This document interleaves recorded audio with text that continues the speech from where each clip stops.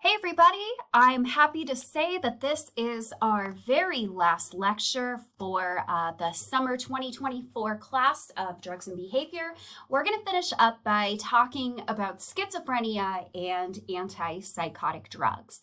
So as a reminder, here is your overview. This one's going to be pretty short because I wanted to make sure that the discussion of schizophrenia, the neurobiology, and also about how the drugs work, I wanted to make sure it didn't get too complicated. But we're going to talk about schizophrenia and its different symptoms. We're going to talk about the very complicated neurobiology of schizophrenia, and then we'll talk a bit about the different treatments that have occurred throughout history for treating schizophrenia. We're going to talk about a few different hypotheses and medications that have been used, and in particular, we are going to spend our time talking about typical psychotics, atypical antipsychotics, which are typically going to be your first-line treatment. This is where people are going to go to, and then our third-gen antipsychotics. So we're going to start by talking about schizophrenia and its different symptoms. So schizophrenia comes from the Greek, literally meaning split mind. Basically, the idea that the psyche has split. Now, schizophrenia is probably one of the best known forms of what we would call psychosis. Psychosis typically involves distortions of reality, disturbances in perception, so that's going to look like things like hallucinations, deficits in intellectual functioning, although those are going to be very specific, deficits in affect, things like emotional expression, both verbally and facially, deficits in motivation, and this will also show up as problems with social relationships and also deficits in motor behavior. Schizophrenia is the one common form of psychosis, but there are a few other ones as well. Schizophreniform disorder, schizoaffective disorder, which are some of those are types of personality disorders, delusional disorder, and remember, bipolar disorder, which is a mood disorder, can occasionally present itself with psychotic features. Schizophrenia is typically going to be considered a chronic condition. So this is going to be a little bit different from the temporary psychosis that you might get from things like drug use or exposure to different types of toxins. Schizophrenia is going to be chronic. Now, the symptoms can be controlled. Usually medication is going to be very critical for this, very similar to bipolar disorder. But schizophrenia does not have a cure. Schizophrenia does not necessarily have any preventative aspects as well. About 1 to 1.5% of the population are going to suffer from schizophrenia during their lifetime. Now, another 2 to 3% are going to have the less severe schizophrenic symptoms, but they're what we would consider subclinical. They're not really going to meet the diagnostic criteria that are necessary for a schizophrenia diagnosis. Additionally, approximately about 30% of people who are diagnosed with schizophrenia will spend a pretty significant part of their lives in psychiatric facilities and accounting for the majority of hospital beds in those psychiatric facilities. Now, schizophrenia in particular is marked by both positive and negative symptoms. So schizophrenia is characterized by a lot of different things: illogical thinking, lack of reasoning, inability to recognize reality, but there's going to be a lot of individual variation from person to person to actually qualify as having schizophrenia. Now, you're going to have at least 2 of the following symptoms for at least 6 months, and they do have to be clinically significant. They do need to be disrupting your daily life and functioning. But we're typically going to talk about what are known as the positive symptoms. So the positive symptoms are often going to be the addition of abnormal behaviors, and they're often going to be the more dramatic, more obvious symptoms of the disorder. So this can include things like delusions, hallucinations, disorganized speech, unusual ways of thinking, and bizarre behavior. And generally, what we find with people who tend to show more positive symptoms than negative symptoms, they are typically going to be older when they experience a sudden onset of symptoms, and they actually appeared much more normal before the symptoms occurred in their younger years. Now, negative symptoms are different. They're going to be the absence of what you and I would consider, with big air quotes, normal behaviors. So they're going to have a decline in normal functioning, and this will include things called like reduced speech, which is called alogia, difficulty with emotional responsiveness, which is flattened affect, and this can occur both in facial expression and it can also occur with voice.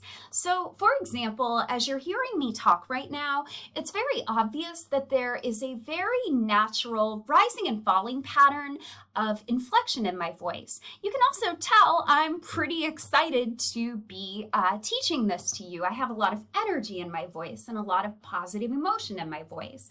Somebody who has flat affect may potentially feel happy, but you're never really going to notice it from their facial expression or from their voice. They're not really going to have a rising and falling intonation in their voice. They're going to be fairly monotone.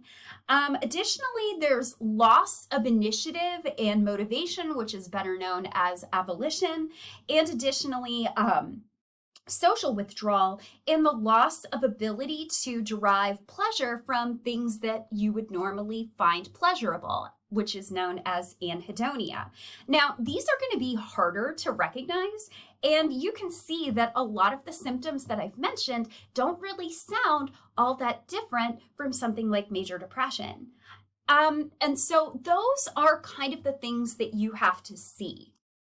Now, the DSM-4 actually used to include different types of subtypes. So these were the following. So paranoid schizophrenia, catatonic schizophrenia, disorganized schizophrenia, undifferentiated schizophrenia, and residual schizophrenia. Now, catatonic is basically alternating periods of immobility and then sudden excited agitation. This is going to probably have more negative symptoms. Paranoid schizophrenia is going to have more of the positive symptoms. And additionally, what's really important is they're going to have delusions, typically delusions of grandeur and also delusions of persecution and, of course, paranoia. Disorganized is basically, it's been marked as being silly and immature emotionality with disorganized behavior. Additionally, you might, so you're going to see a lot more of that disorganized thinking. And then undifferentiated is basically they have schizophrenia, but there's such a different mix of symptoms that they can't really be organized into paranoid, catatonic, or disorganized. And then finally, we have residual. And residual is a less severe version that will often occur when people are in a less severe period of psychosis. Now, this eventually did get removed from the DSM-5 because while categorization is something that might be helpful for people to understand what's going on, it doesn't really do all that much for diagnosis, and it doesn't really provide a lot of value toward diagnosis. So as of the DSM-5,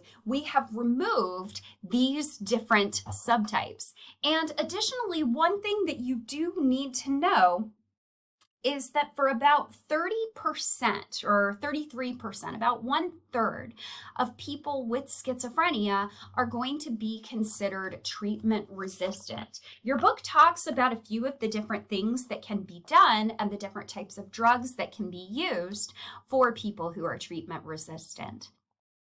Now, one of the things that I want to talk about, in addition to the positive symptoms and the negative symptoms, schizophrenia also has cognitive symptoms. Now, here's what's really important. The cognitive symptoms are not included as part of the diagnosis.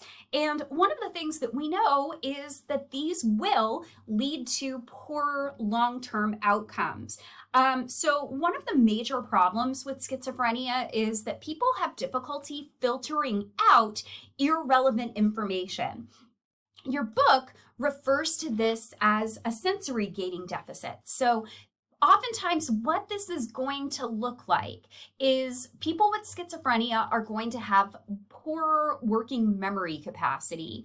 There was a study that was done by Gold and colleagues back in 2006 that looked at people with schizophrenia, and they actually had people engage in an attentional filtering task where they were told, we only want you to pay attention to these particular shapes. We only want you to pay attention to the circles, ignore the triangles. And what the researchers ended up finding is that when you told them to only pay attention to one type of shape, their working memory, if the screen that they were looking at had both circles and triangles, and they were told to only pay attention to the circles, if triangles and circles were in that on that screen, they had poorer working memory capacity than when only circles were on the screen alone, showing that when irrelevant information is in the environment, people with schizophrenia have trouble paying attention to it. And that points to a problem of attentional focusing. In addition to this, we do know that people with schizophrenia may have what is referred to as cognitive dysmetria. Your book refers to this as basically an issue with having trouble processing information, coordinating information, and basically responding to information. And because of this, you're going to see things like the hallucinations. You can't really respond to that information appropriately. There might be delusions, odd or disorganized speech, incorrectly responding to emotional stimuli, having impaired attention, and other characteristics that we see. So the cognitive symptoms are also there, but they're going to be less important for diagnostic purposes.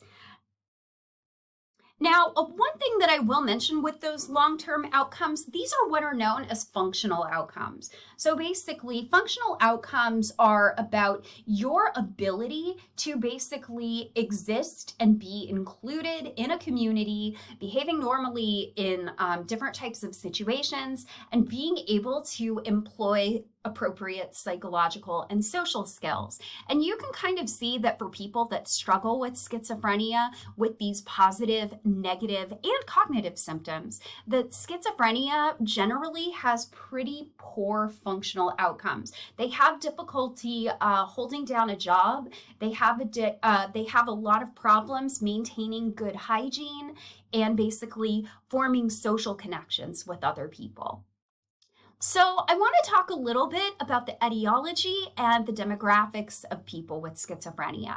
Now, one of the things that you may find kind of interesting is that these occur in equal rates between men and women. And generally what we do find is that there is an earlier onset, mostly for men compared to women.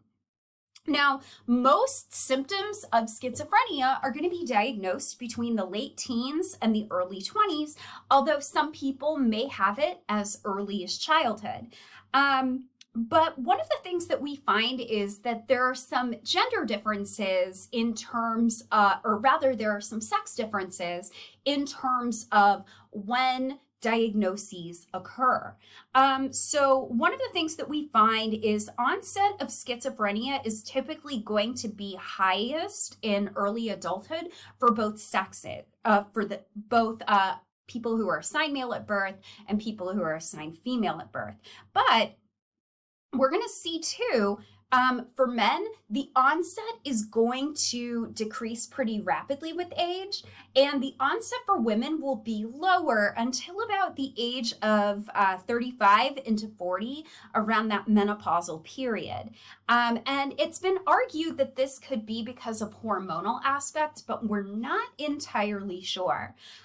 Now, one of the other things that I will mention is that prior to first diagnosis of schizophrenia, patients will potentially exhibit early signs of schizophrenia, and this is what is known as the prodromal phase. So basically, these are schizophrenia-like symptoms, but they typically will occur with less frequency, and also they tend to not be as severe. So this might be some working memory problems, some attention problems, some sensory gating problems, and sociability.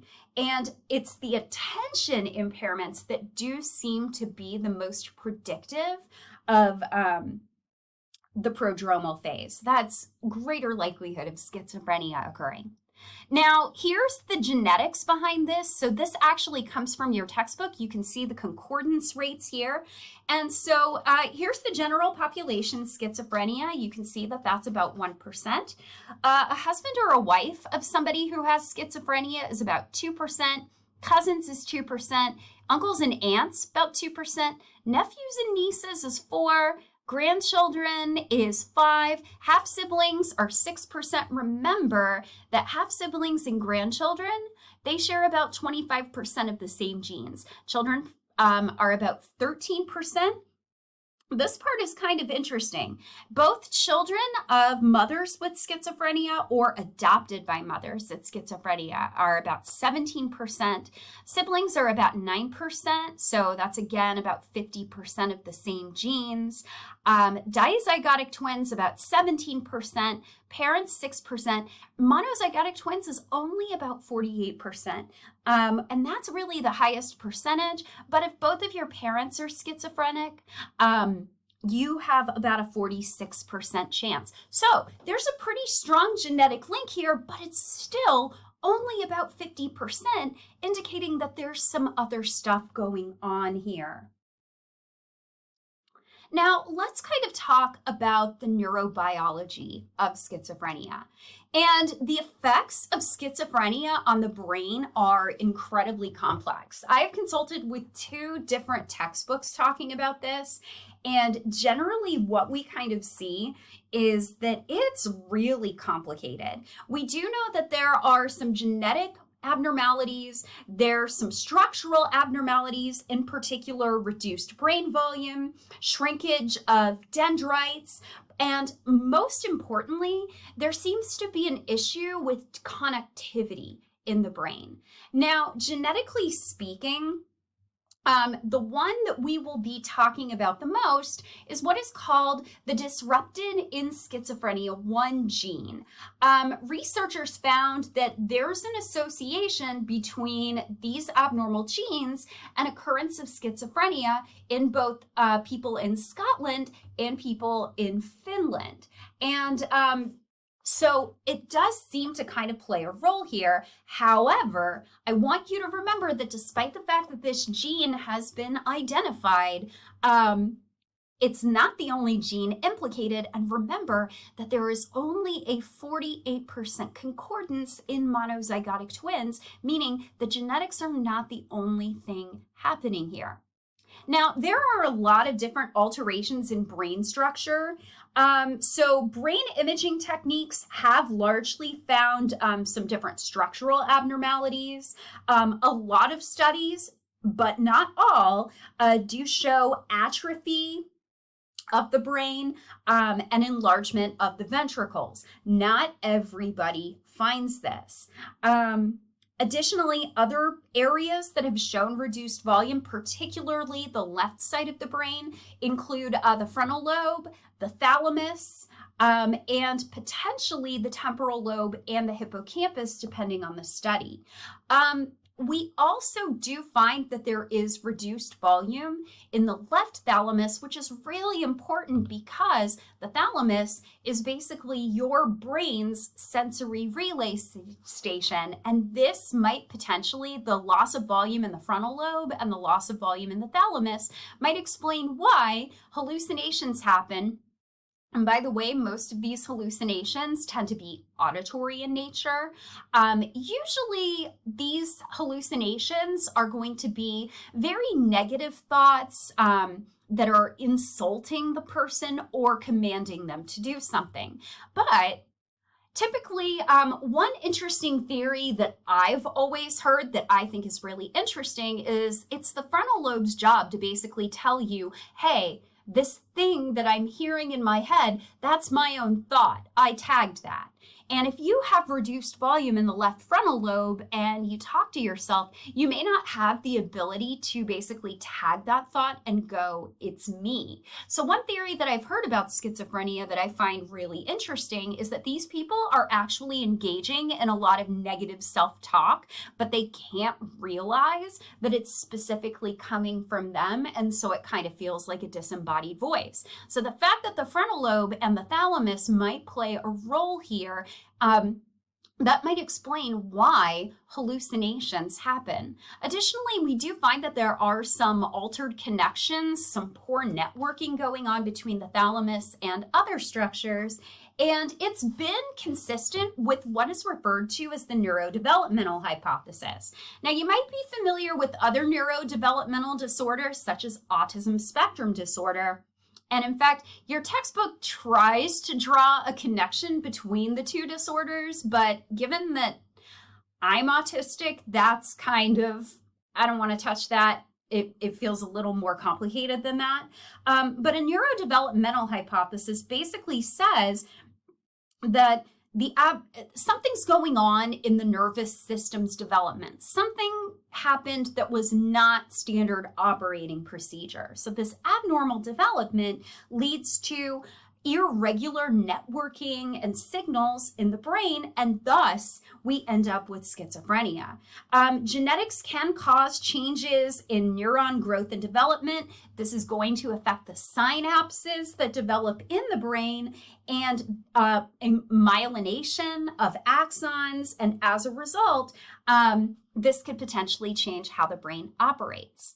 Now, so what does the neurodevelopmental hypothesis say? So we have these genetic abnormalities that basically create a vulnerability, and that leads to abnormal neuron growth and development.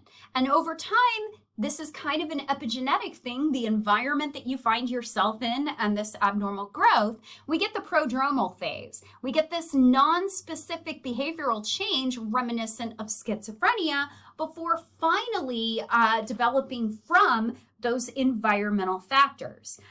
So genetic factors may alter the normal development and growth, which may kind of predispose people to have that prodromal phase, but it's the environmental factors that might really play a role here.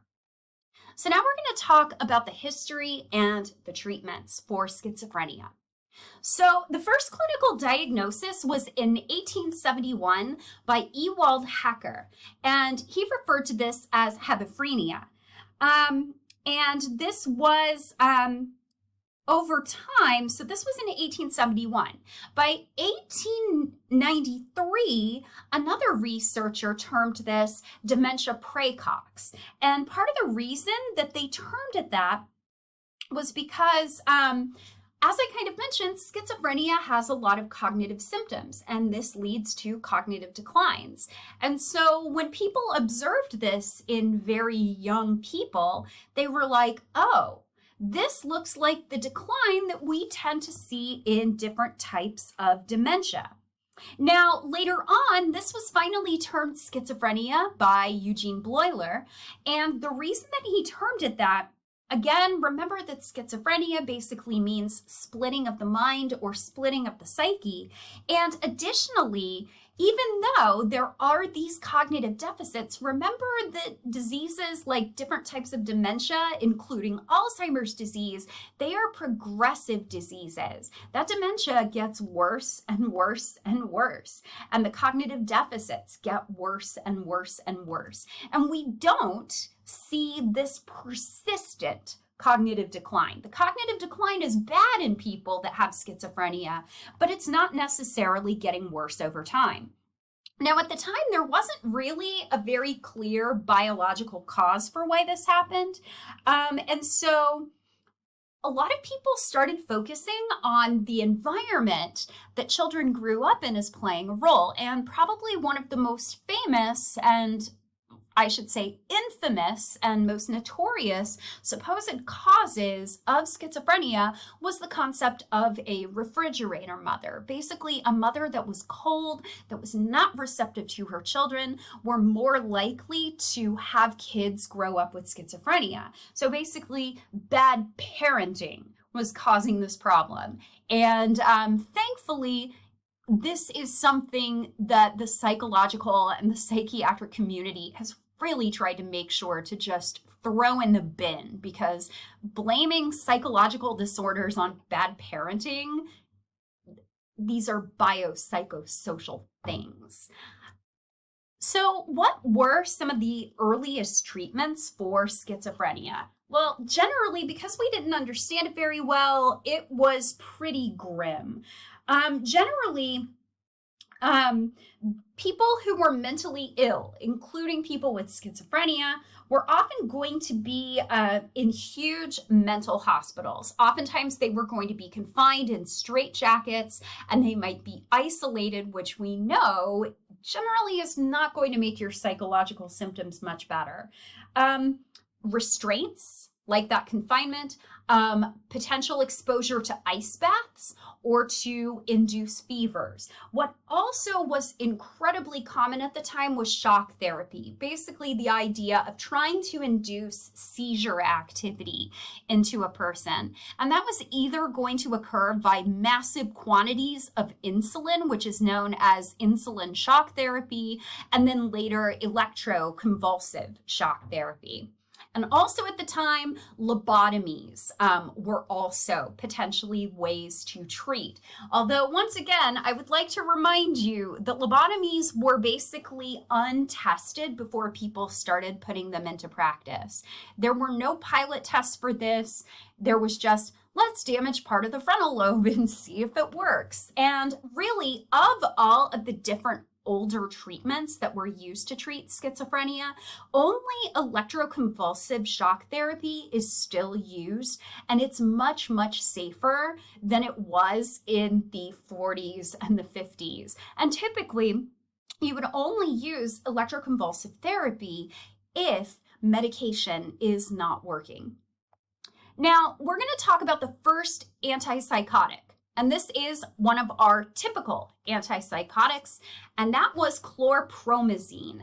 And this is sold under the trade name Thorazine. Initially, it was used to see if it could enhance the effects of anesthesia. And part of the reason that it was used for this is that it produces calmness and also reduces awareness of environmental stimuli around you. And researchers basically found out that when you give this to people with schizophrenia, it calms the ones who are overexcited, the ones who are experiencing more of those positive symptoms, and it's potentially activating more withdrawn patients. And in your textbook, you're going to read about a little bit of drama that occurred when people discovered chlorpromazine.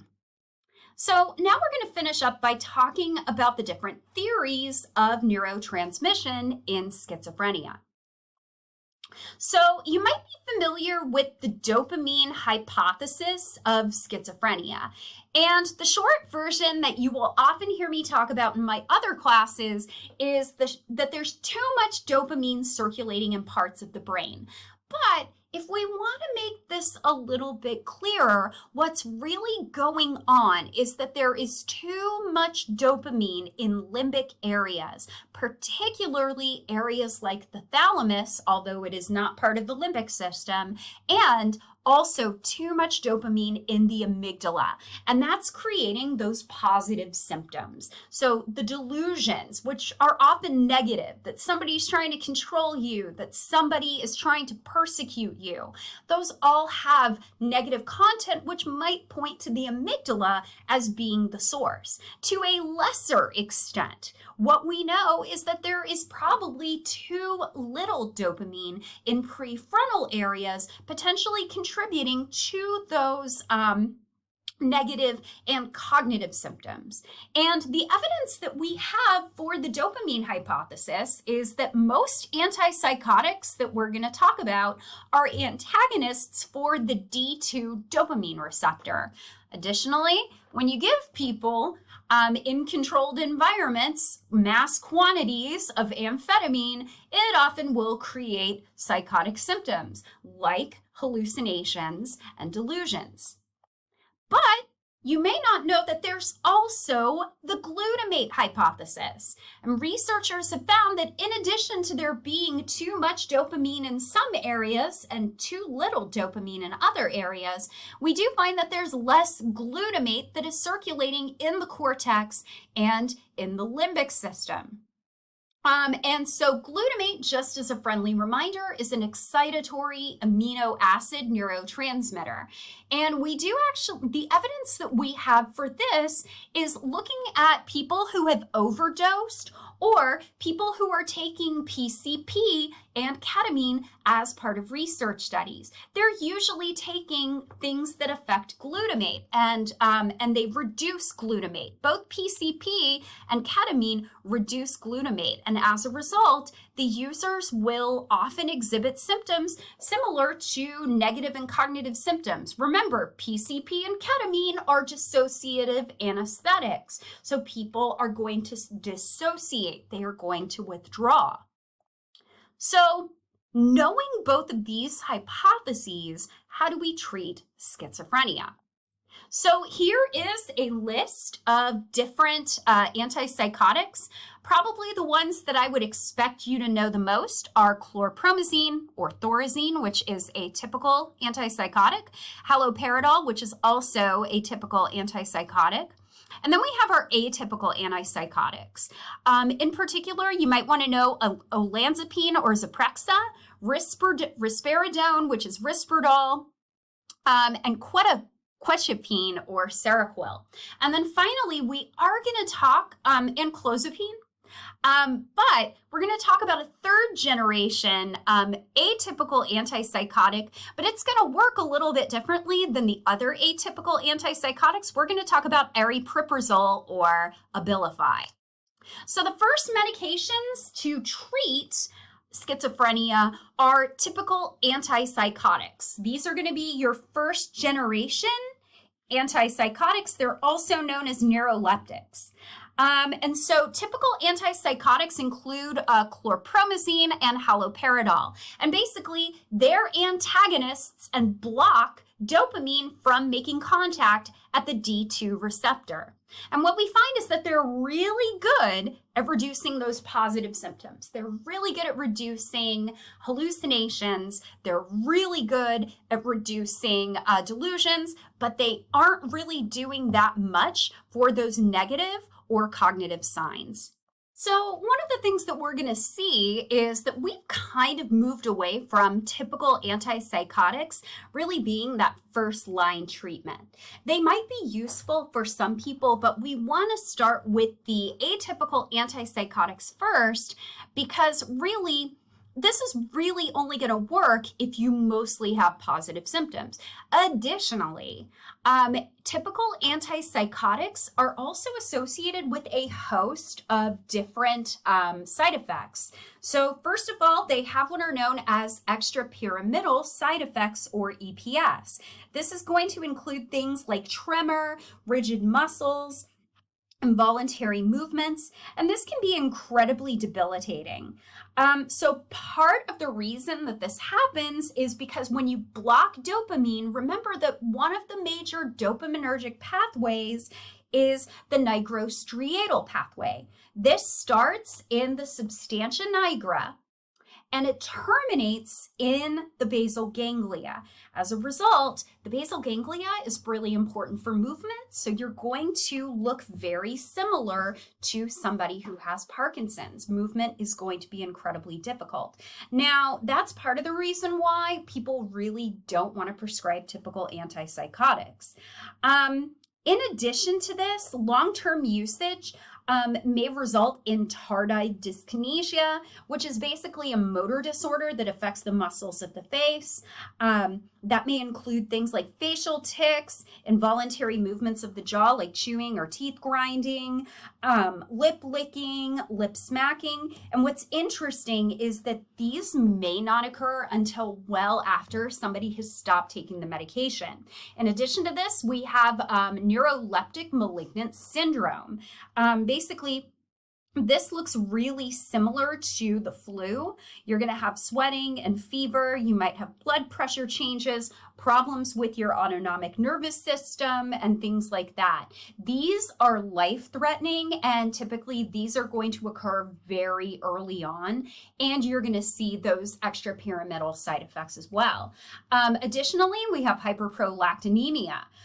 This is when you have high blood levels of prolactin over a really long period of time. Prolactin is really important for things like lactation. And so if you have these high amounts, you will have reduced ability to lactate, loss of libido, issues with menstrual cycles, or erectile dysfunction, or shrinkage of the gonads. And then finally, you can have antiemetic effects. One of the things that we do find is that oftentimes by blocking dopamine, because you're blocking that dopamine, it's going to block signals at an area of the brainstem called the area postrema, which is your brain's vomiting center. As a result, you are not going to be able to vomit. So now let's talk about the atypical antipsychotics. And these are going to be the frontline treatments for anybody with schizophrenia. These are the ones you are probably going to be started with. So we have clozapine, things like clozaril, olanzapine, Zyprexa, risperidone, Risperdal, and others. And one of the things that we do find is that they reduce both the positive, the negative, and the cognitive symptoms. Although, to be fair, those changes are pretty modest. They're not going to be as effective as they are for reducing those positive signs. Now, the reason that these work a bit better is not only are they an antagonist for the dopaminergic D2 receptors, they are also antagonists of a serotonin receptor. In particular, they're an antagonist to the 2A receptor. And so there have been a couple of different theories to explain why atypical antipsychotics work as well as they do. The first is basically the serotonin dopamine hypothesis, which is basically the finding that atypical antipsychotics typically come from, like, the benefit that you're seeing is because of the effects on dopamine and serotonin. And additionally, the second hypothesis is called the fast D2 off hypothesis. This is basically saying that the reason that the atypical antipsychotics work better is because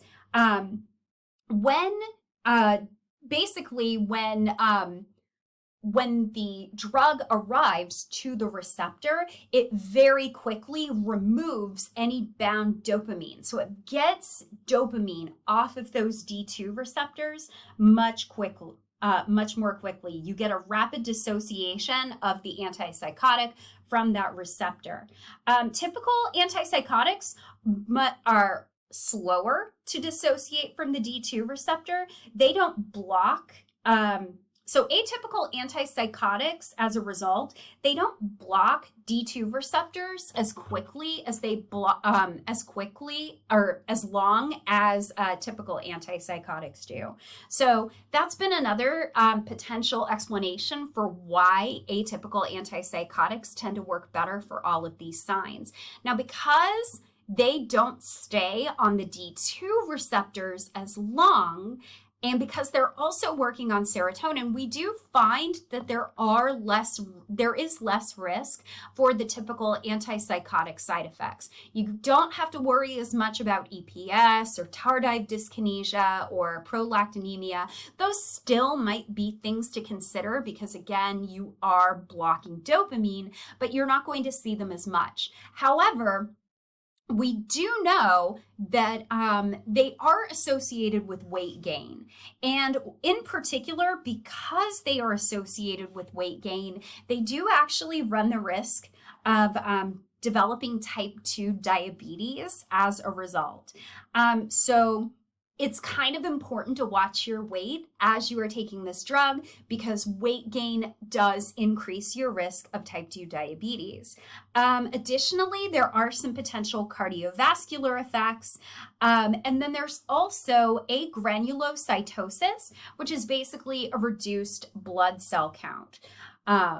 So these are things to potentially watch for if you are taking atypical antipsychotics.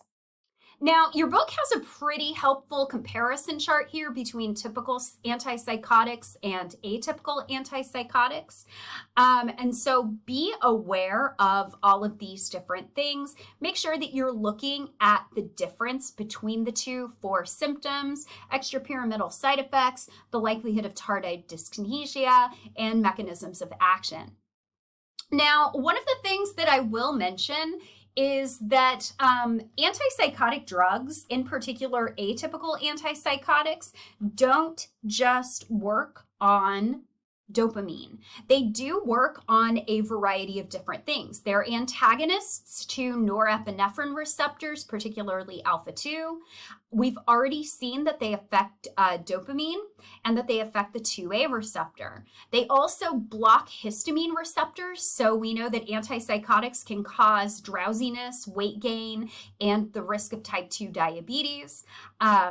Additionally, we block the muscarinic receptor associated with acetylcholine, so we get things like dry eyes, dry mouth. And then it also blocks the 2C receptor, which again leads to the potential for weight gain and an increased risk of type 2 diabetes. So what sort of effects do these things have on the brain? So here you can kind of see the different actions here. So here, we see that diminished dopamine release because of that blockade fails to excite glutamate neurons. As a result, we go to number 2, that reduction in glutamate. So the diminished dopamine prevents additional release of glutamate. So we aren't really activating the mesocortical neurons as much. And additionally, diminished glutamate release is also going to inhibit GABAergic neurons. That's ultimately going to diminish mesolimbic dopamine activity. And we also can potentially get excessive dopamine release in the nucleus accumbens. So then let's finish up by talking about those third-gen antipsychotics. There's only one right now, aripiprazole, known as Abilify, and it works differently than the other two do. It's a weak partial agonist, so it's not an antagonist. It is a weak partial agonist for D2 receptors, and like atypical antipsychotics, is an antagonist for serotonin 2A. So it only slightly has an affinity for D2 receptors, and it antagonizes a serotonin receptor, except this time it's 2A instead of 1A. And it works similarly and has similar effects as atypical antipsychotics. Now, because it works on a different mechanism, it's actually not as effective, but weight gain is not as associated with Abilify, and as a result, there's less type 2 diabetes risk. So how are antipsychotics administered? They're usually going to be in pill form. They can be used as a nasal spray for longer acting, and they can be injected for even longer periods of time, particularly in those depot areas. Remember, drug depots are things like our fat that basically take all drugs, and they can stay there for a longer period of time. So folks, that is pretty much it for antipsychotics, and thank you so much for taking part in this course. Bye, everybody.